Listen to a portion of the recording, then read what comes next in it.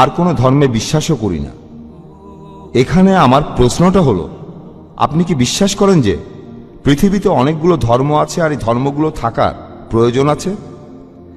কারণ আপনার লেকচারে আপনি নিজেই বলেছেন যে আল্লাহ সর্বশক্তিমান স্রষ্টা, পৃথিবীর সব মানুষকে তৈরি করেছেন পুরুষ এবং নারী হিসাবে, এবং তিনিই তাদের বিভক্ত করেছেন, ভাগ করেছেন বিভিন্ন ধর্মে, বিভিন্ন এলাকায় ইত্যাদি ইত্যাদি, যাতে করে তারা নিজেদের মধ্যে যুদ্ধ না করে, বরং একে অন্যকে যাতে বুঝতে পারে। এখন আপনি কি আমাকে বুঝিয়ে বলবেন ক্রুসেডের উদ্দেশ্য কি ছিল?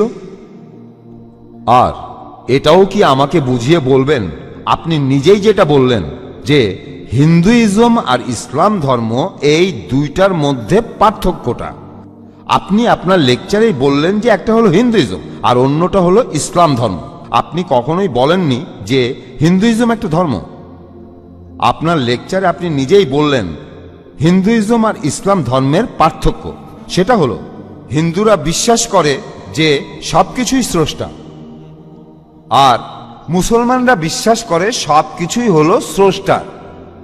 যদি সবকিছুই স্রষ্টার হয়ে থাকে তাহলে এত খুনোখুনি হচ্ছে কেন?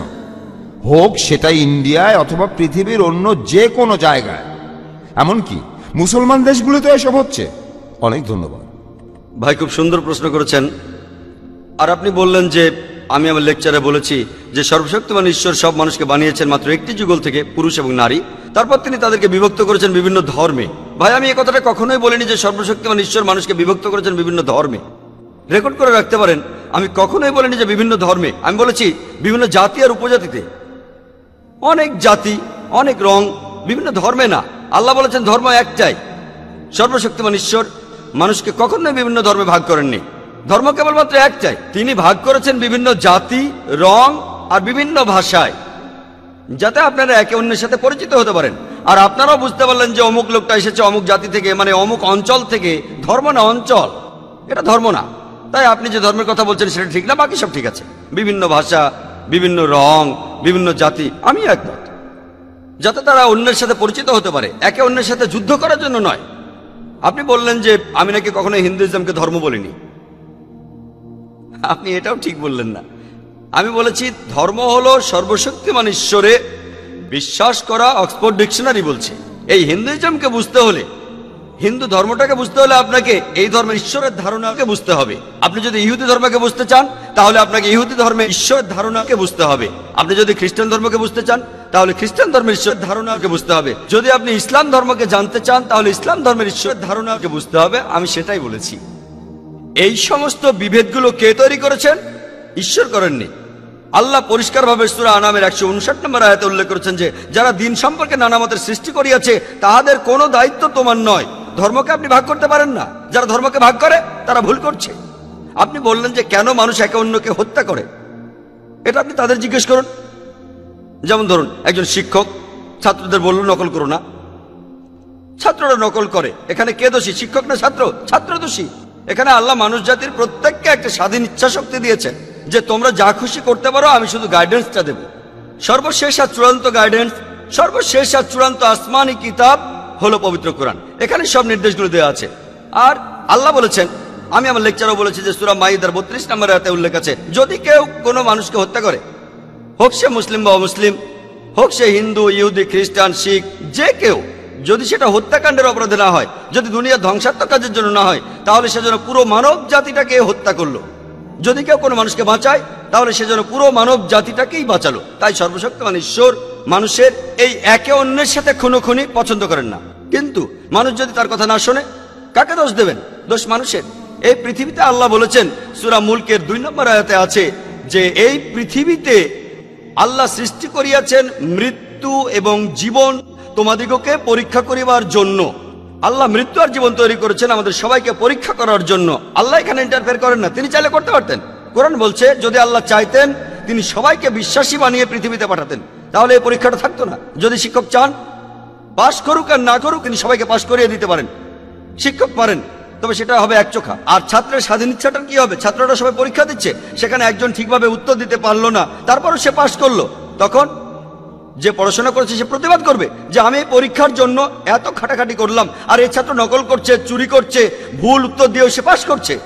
তাহলে পরের ব্যাচ যদি তারা বুঝতে পারে যে শিক্ষক সবাইকে পাশ করান, সে ঠিক উত্তর দিক আর ভুল উত্তর দিক, তখন সবাই পড়াশোনা ছেড়ে দেবে। এভাবে আপনি একটা মেডিকেল ডিগ্রিও পেতে পারেন, কিন্তু এই ডাক্তার যখন মেডিকেল পাশ করে বের হবে, তখন সে মানুষ সারাতে পারবে না, মানুষ মারতে পারবে। আর সেজন্য আল্লাহ সুবহানাহু ওয়া তাআলা পবিত্র কোরআনের মাধ্যমে মানুষ জাতিকে নির্দেশ দিয়েছেন, হত্যা করো না, অন্যের ক্ষতি করো না, মানুষকে ভালোবাসো। আমার লেকচারে সব বলেছি, কিন্তু মানুষ যদি না করে, তার মানে তারা কোরআন মেনে চলছে না। ধরুন যে কোনো মানুষ, ধরুন সে যে কেউ হোক, সে আমেরিকান বা পাকিস্তানি হোক, সে পৃথিবীর যে কোনো জাতির মানুষ, মানুষ হয়তো বলতে পারে, ধরুন যদি আপনার নাম হয়ে থাকে কোনো মুসলমান নাম, আব্দুল্লাহ বা জাকির বা মোহাম্মদ, নাম দিয়ে বেহেশতে যেতে পারবেন না। নাম দিয়ে নিজেকে মুসলমান বলছেন, নাম আপনাকে মুসলিম বানায় না। মুসলিম কোনো লেভেল না যে আমি বললাম মুসলিম আর মুসলিম হয়ে গেলাম। মুসলিম অর্থ নিজের ইচ্ছাকে সমর্পণ করা আল্লাহ সুবহানাহু ওয়া তাআলার কাছে। যদি কারো নাম হয়ে থাকে জাকির, আব্দুল্লাহ, মোহাম্মদ, শাকির, এটা কিছু না। যদি তারা নিজের ইচ্ছাকে সমর্পণ করে আল্লাহর কাছে, তাহলে তারা মুসলিম। শুধু মুসলিম বলে ডাকলেই হবে না। পবিত্র কোরআন বলছে কিছু মানুষ শুধু মুখের কথায় মুসলিম। তাই যারা খুনোখুনি করছে, তারা কোরআনের নির্দেশ মেনে চলছে না।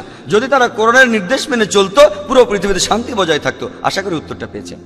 তাহলে জাকির ভাই, যদি একজন হিন্দু কোরআনের নীতিগুলো ঠিকমতো মেনে চলে, যে নীতিগুলোর সাথে হিন্দু ধর্মগ্রন্থের নীতিগুলোর বেশ মিল রয়েছে, তাহলে একজন হিন্দু নিজেকে কি মুসলমান বলতে পারে? অথবা অন্যদিকে একজন মুসলিম নিজেকে কি হিন্দু বলে দাবি করতে পারে? কারণ আজকে আপনার লেকচারের বিষয়টাই হলো সার্বজনীন ভ্রাতৃত্ব। ডক্টর বিয়াস যখন আপনাকে প্রশ্ন করেছিলেন, আমি কিন্তু সেটা ঠিকই বুঝেছিলাম। খুবই সুন্দর প্রশ্ন। আপনারা যদি পরিষ্কারভাবে প্রশ্ন করেন, আমি উত্তর দিতে পারি আলহামদুলিল্লাহ। ভাই খুব সুন্দর প্রশ্ন করেছেন। যদি কোনো হিন্দু ইসলাম, কোরআন, হিন্দু ধর্মের মূলনীতি মেনে চলে, তাকে মুসলিম বলা যাবে কিনা, আর একজন মুসলিমকে হিন্দু বলা যাবে কিনা, খুবই সুন্দর প্রশ্ন। আসুন আমরা দেখি মুসলিম আর হিন্দু বলতে কি বোঝায়। আমি আগেও বলেছি যে মুসলিম হলো সেই লোক যে নিজের ইচ্ছাকে সমর্পণ করে আল্লাহ সুবহানাহু ওয়া তাআলার কাছে, ঈশ্বরের কাছে। হিন্দু শব্দটার সংজ্ঞা কি আপনারা কেউ জানেন? হিন্দু শব্দটার ভৌগোলিক বিশেষত্ব আছে। যে লোক ইন্ডিয়ায় বাস করে, যে লোক সিন্ধু নদীর অববাহিকায় এই সভ্যতায় বাস করে, সে একজন হিন্দু। আর এভাবে আমিও একজন হিন্দু। আপনারা কি জানেন? হিন্দু শব্দটার একটা ভৌগোলিক বিশেষত্ব আছে। যে কাউকে জিজ্ঞেস করতে পারেন। স্বামী বিবেকানন্দের মতে হিন্দু শব্দটা সঠিক নয়। ভৌগোলিকভাবে আমি একজন ইন্ডিয়ান, ভৌগোলিকভাবে আমি একজন হিন্দু। কিন্তু স্বামী বিবেকানন্দ বলেছেন যে হিন্দুদের আসলে বলা উচিত বেদান্তবাদী, তাদেরকে হিন্দু বলা উচিত না, বেদান্তবাদী। তাই যদি জিজ্ঞেস করেন ভৌগোলিকভাবে আমি হিন্দু কিনা, হ্যাঁ ভৌগোলিকভাবে আমি হিন্দু, আমি একজন হিন্দু। তবে যদি জিজ্ঞেস করেন আমি বেদান্তবাদী কিনা, বেদ মানি কিনা, আমি বলবো বেদের যে কথাগুলো পবিত্র কোরআনের কথার সাথে মিলে যায়, সেগুলো কথা মেনে চলার প্রতি আমার কোনো আপত্তি নেই। তাহলে জাকির ভাই, যদি একজন হিন্দু কোরআনের নীতিগুলো ঠিকমতো মেনে চলে, যে নীতিগুলোর সাথে হিন্দু ধর্মগ্রন্থের নীতিগুলোর বেশ মিল রয়েছে, তাহলে একজন হিন্দু নিজেকে কি মুসলমান বলতে পারে? অথবা অন্যদিকে একজন মুসলিম নিজেকে কি হিন্দু বলে দাবি করতে পারে? কারণ আজকে আপনার লেকচারের বিষয়টাই হলো সার্বজনীন ভ্রাতৃত্ব। ডক্টর বিয়াস যখন আপনাকে প্রশ্ন করেছিলেন, আমি কিন্তু সেটা ঠিকই বুঝেছিলাম। খুবই সুন্দর প্রশ্ন। আপনারা যদি পরিষ্কারভাবে প্রশ্ন করেন, আমি উত্তর দিতে পারি আলহামদুলিল্লাহ। ভাই খুব সুন্দর প্রশ্ন করেছেন। যদি কোনো হিন্দু ইসলাম, কোরআন, হিন্দু ধর্মের মূলনীতি মেনে চলে, তাকে মুসলিম বলা যাবে কিনা, আর একজন মুসলিমকে হিন্দু বলা যাবে কিনা, খুবই সুন্দর প্রশ্ন। আসুন আমরা দেখি মুসলিম আর হিন্দু বলতে কি বোঝায়। আমি আগেও বলেছি যে মুসলিম হলো সেই লোক যে নিজের ইচ্ছাকে সমর্পণ করে আল্লাহ সুবহানাহু ওয়া তাআলার কাছে, ঈশ্বরের কাছে। হিন্দু শব্দটার সংজ্ঞা কি আপনারা কেউ জানেন? হিন্দু শব্দটার ভৌগোলিক বিশেষত্ব আছে। যে লোক ইন্ডিয়ায় বাস করে, যে লোক সিন্ধু নদীর অববাহিকায় এই সভ্যতায় বাস করে, সে একজন হিন্দু। আর এভাবে আমিও একজন হিন্দু। আপনারা কি জানেন? হিন্দু শব্দটার একটা ভৌগোলিক বিশেষত্ব আছে। যে কাউকে জিজ্ঞেস করতে পারেন। স্বামী বিবেকানন্দের মতে হিন্দু শব্দটা সঠিক নয়। ভৌগোলিকভাবে আমি একজন ইন্ডিয়ান, ভৌগোলিকভাবে আমি একজন হিন্দু। কিন্তু স্বামী বিবেকানন্দ বলেছেন যে হিন্দুদের আসলে বলা উচিত বেদান্তবাদী, তাদেরকে হিন্দু বলা উচিত না, বেদান্তবাদী। তাই যদি জিজ্ঞেস করেন ভৌগোলিকভাবে আমি হিন্দু কিনা, হ্যাঁ ভৌগোলিকভাবে আমি হিন্দু, আমি একজন হিন্দু।